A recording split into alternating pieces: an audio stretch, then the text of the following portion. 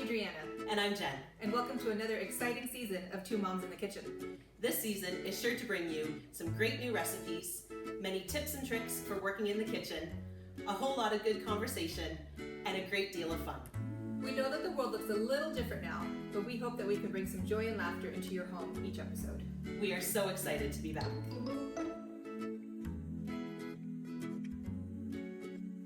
Hi, and welcome to today's episode. Today we are making Chicken Pot Pie Casserole. Now, this recipe is very simple. It uses a bag of frozen veggies, which is great, and also rotisserie chicken. Now, in our previous episode that we did just recently, we used a rotisserie chicken. So we thought that we would try another method to show how to get shredded chicken. So we are going to boil the chicken breasts. This recipe calls for 4 cups of shredded chicken. So that is equivalent, you usually get about a cup of shredded meat out of 1 single chicken breast. So we've got 4 chicken breasts here, and what we're going to do is put that in a pot with 4 cups of boiling chicken stock and a little bit of salt and pepper just to season it. So we're gonna get that going, and then when we come back, we will show you the shredded chicken. Okay, so our chicken has now come up to 165 degrees in the boiled liquid. So we're going to show you a trick on how to use a stand mixer to shred your chicken. But before we do that, we're going to get the biscuits that are going to go on top of the casserole into the oven. So this recipe calls for a tube of the Pillsbury Grands. Now, fun fact, up here in Canada, we don't have just plain Grands. We have it in a cinnamon roll, but that's not gonna taste too good in this recipe. So what we're going to use is the country biscuits, which are readily available. So the cooking time is slightly different. What you want to do is follow the directions on the tube, not on the recipe, because this is a higher temperature and a different time. So the fun part of this. Oh, please. Yes, where is the little, there it is. The trick with this one. Each tube is different, so. I feel like I saw on Pinterest or something a trick where you can like peel it or like take a can opener. Oh, it didn't even. I didn't even have to do anything. That was amazing. Well done. Well, forget my trick. Yeah. Usually I whack it on the countertop. Yes, that's what you have to do. We're big crescent roll fans. Yes. In our house. Absolutely. So, yeah. Usually it's whacking it on the countertop to open it, but nothing wrong with that. I have heard a story too, just as a warning for these, that you don't want to leave this in a hot car in the summer because it will explode. And the one lady actually thought that she got shot with the bang sound. Yeah, That's it was hilarious. Well, it wasn't very hilarious for her, but yeah. Oh my yeah, gosh. because the heat just intensified and popped them open. So be forewarned about that. Okay. That's hilarious. So the directions on the tube here is 400 degrees, and we're going to stick it in for, I just cut through it, 8 to 10 minutes. So we're gonna pop these in the oven. The oven is preheated, and we're just gonna space them out so that they will puff up. Okay. And get to know your oven, how it cooks, because my oven is a bit hot. Yes. So these will be done like at 7.5. Okay. So then I will let you do that. Okay. All right, we'll clean up here. Now in the meantime, what I've done is taken a 9x13 glass dish and just put a coating of cooking spray on there to prep before getting ready for when the mixture goes in here. Yep. So now we're going to move the chicken over. Yes. Ready. I learned this trick years ago because I was so tired. I was making chicken enchiladas, and I was so tired of shredding. Yes. I said, surely there must be an easier way, and alas, here we are. Excellent. So, it's not rocket science. You take a chicken, you put it in. You take a chicken. I do two at a time usually because you don't want it to overfill. Right. And then what you're going to want to do is you're going to want to get a towel because there's a lot of steam and still there's liquid in the chicken. Yes. So put on, this is with the paddle, put it on, lock it, and you're just going to want to cover it so you protect yourself essentially because flying chicken is no good. No. Let's lock it in. And then you just let it go for until you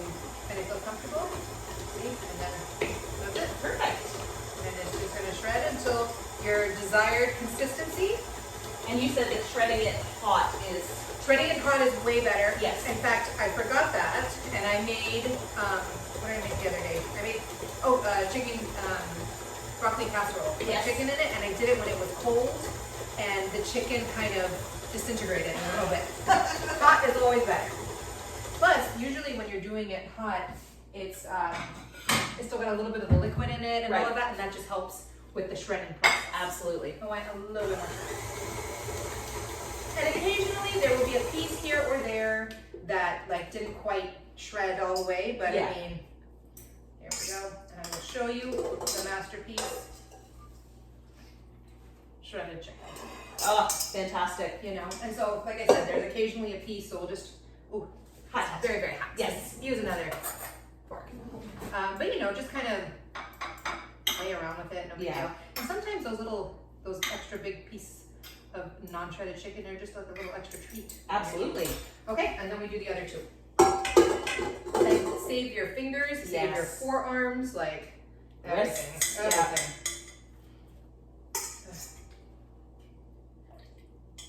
There we go. Just be careful not to hurt yourself. Yeah. That is the key to this little thing. Safety first. Always. Oh, look at the steam. Yep, yep. Okay, there we go. Get a chicken facial. Right? And then you go have a bath and just have a good time. Let dinner take care of itself. That's right. There we go. Okay. Perfect. There we go. And Love it. Dinner is just that much easier to take care of. Fantastic. You can also do this with, we were just discussing, with a Bosch machine. And just be mindful of burning yourself. Yeah. And stay safe. But you're good. And then the chicken is shredded. Fantastic. There you go. Great. Bada bing, bada. Excellent. So that's our 4 cups of shredded chicken. So we're just going to put that aside for now. I'm just going to move this over here so we don't get hot liquid everywhere. Oh, please. Yeah. Okay, and now while the biscuits are cooking, we are going to heat through the veggies. So what you need is 4 cups of frozen vegetables, and you want kind of the mixture, the medley, whatever you want to call it. This one's got peas and corn and carrots and all the fun stuff in it, some green beans, just a variety. If for some reason your family doesn't like that, choose whatever will work for your family. So we're going to cut that open with some scissors here. And we're going to take this over to the stove and do 4 cups of the frozen veggie mix in with, just cooking it through, for about 10 to 15 minutes just to thaw it out and get it warmed through. Okay, so we've got the pan heating on a medium heat, and we're just going to do 4 cups of the veggies. 1, 2, probably about half the bag, 3, and maybe more than half. Oh, do a bit more. There you 4, go. there we go. I love these frozen bags of vegetables. Oh. They're so versatile. Yes.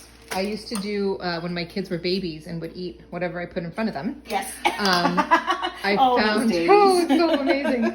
I found little star pasta, Yes. and I would just heat or cook that and then throw a bunch of these vegetables like from a mixed bag, and they would eat it all, and it was amazing. And then they discovered what it was, and they stopped eating it. Tonight, actually, for dinner, I did cauliflower and carrot and broccoli mix. Ooh, Just delicious. jazz it up a little bit, and everybody ate it. Yep. Everybody was happy. So we don't always have to use the standard medley. Oh, it's so good. Okay, so we're just going to heat that through.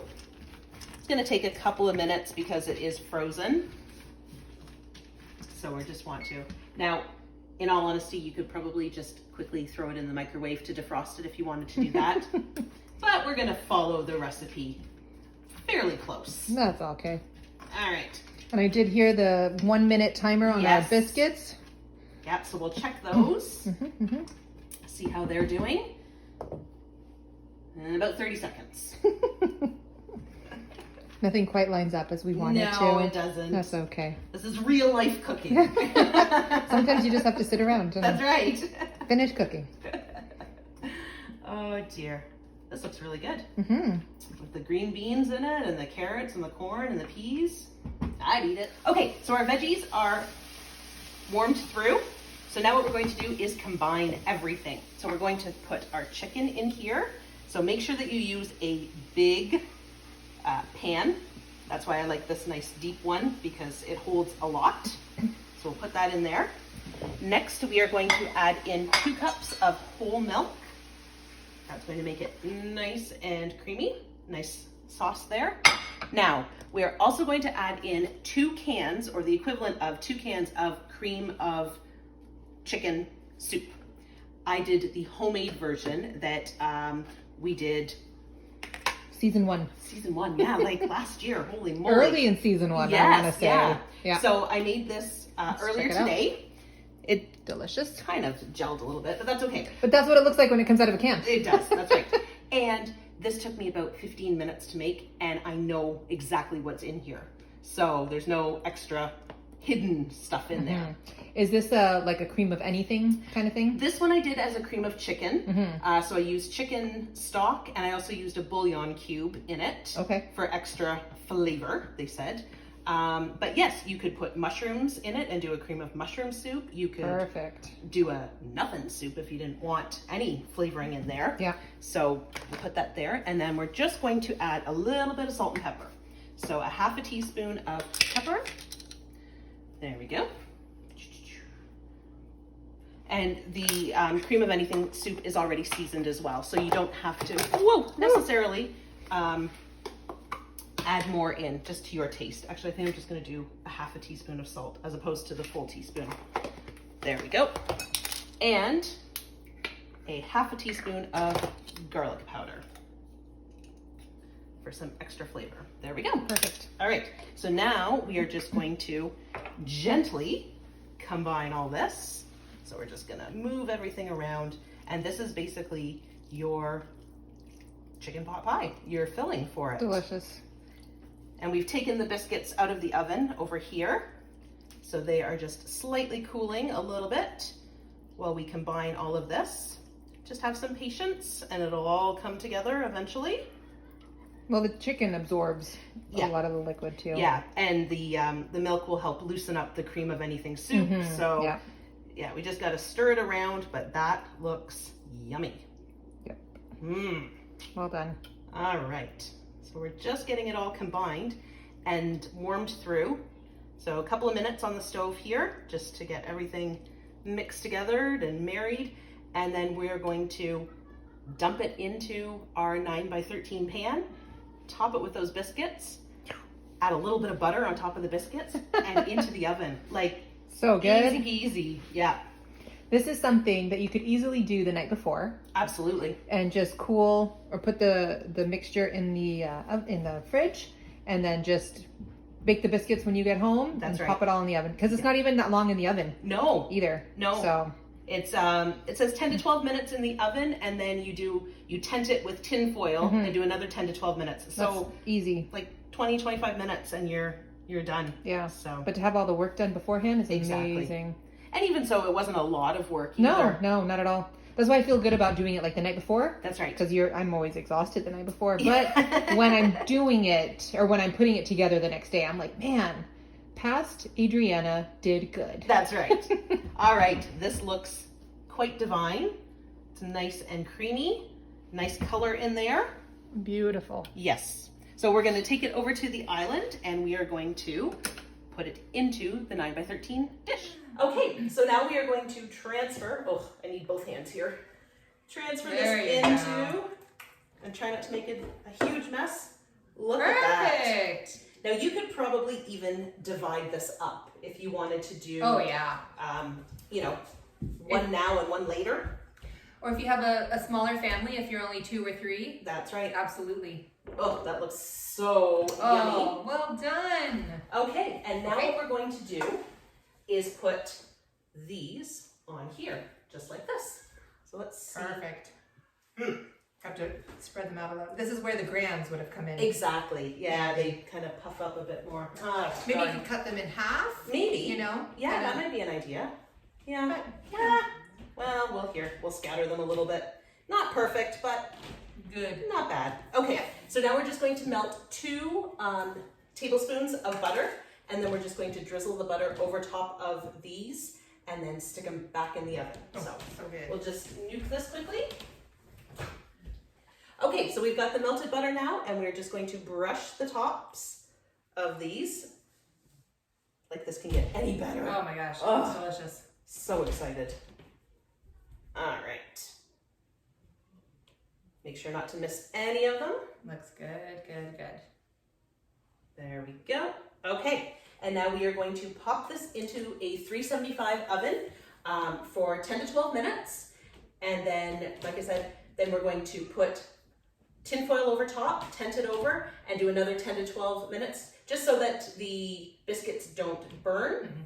And then you've got dinner. So we will come back and show you the end result. Okay, so the timer has just gone off on the first 10 to 12 minutes. We'll take it out here. Oh, it looks delicious. And our biscuits are now nice and browned. That looks so good. But we don't want them to get too brown. Yes. So now what we're going to do is take a piece of tin foil and ever so gently, without burning yourself, Yes. that's the trick, Please don't. just loosely drape it over. They call it tenting. Yeah.